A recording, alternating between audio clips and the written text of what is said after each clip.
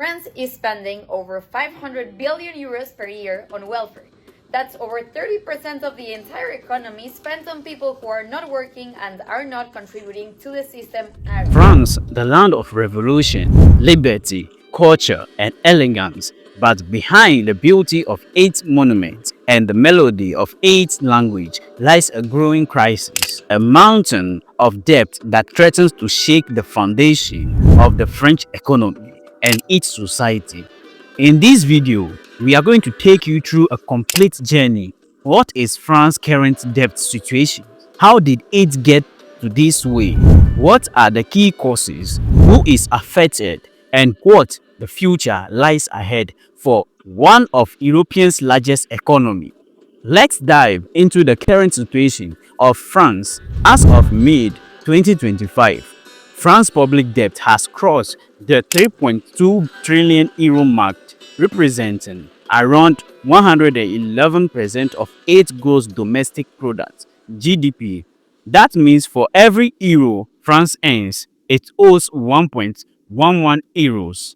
But how exactly did France, a G7 nation, reach such numbers? The debt is measured by comparing what the government owes versus what the country earns annually.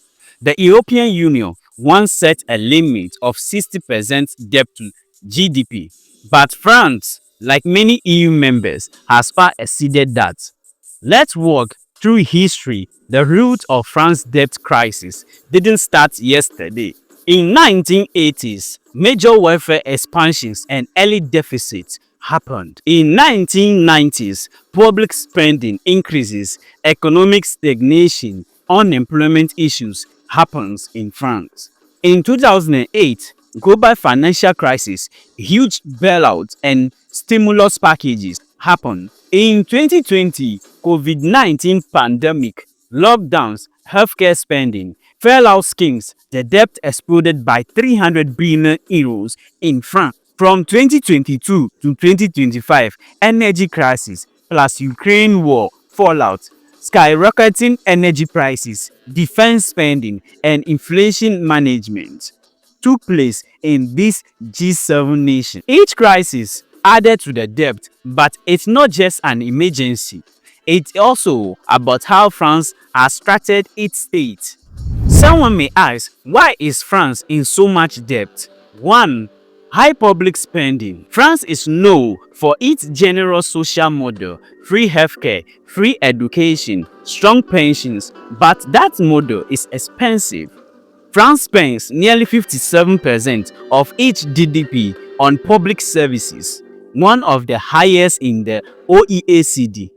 2. Weak economic growth. While public spending was growing, economic growth wasn't. France's growth rate has been sluggish, especially post-COVID, averaging below 1.5%. Low growth means less tax revenue. 3. Rigid labor market. Hiring and firing in France is complicated. While protecting workers, it also discourages businesses from expanding. High youth unemployment remains a problem. 4. Let's dive into the political statements and unpopular reforms in France. Each government tries to reduce the debt, but every reform faces a massive backlash. Protests are getting intense. Almost 300,000 people took the street of Marseille at the same time. French farmers also joined the demonstration in a huge number. They dumped trash in front of government buildings. Most protests have been peaceful, but anger has mounted since Macron pushed the bill without a vote. And in the last 7 days, demonstrations continue in Paris and other cities, with rubbish being set alight. So what Paris residents think about the protests? A Paris engineer said, "I'm supporting the strike, even if it will take more time to go to work today." But the government wanted to move on. Macron on Wednesday said, despite escalating anger across the country, the reform would come into force by year end. In response, one of the union leaders said, "The best response we can give the president is that there are millions of people on strike and in the streets." So, what does all this debt mean for the average French citizens? France already has one of the highest tax burdens in Europe, nearly 45% of GDP. Income taxes, corporate taxes, VAT, and many may still come. With rising interest rates from the European Central Bank, France now spends over 50 billion euros annually just to pay interest on its debt.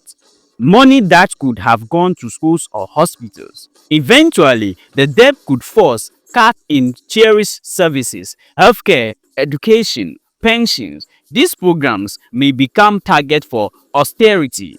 In 2024 and 2025, Emmanuel Macron's government faced a storm of protests over pensions reform. The retirement age was pushed from 62 to 64, sparking strikes that shut down transport and schools. Many saw the reform as a betrayal of the French social contract, but without it, the pension system may collapse under the weight of aging demographics. France's credit rating was downgraded in May 2024 by the S&P. The message was clear: clean up your budget or face higher borrowing costs. The European Union is also watching closely. Other members like Germany worry that France's crisis will spill over into the wider Eurozone. What can be the possible solution of France's crisis? Reduce public spending, prioritize essential service, reform inefficient departments, and that can help the country's crisis get down.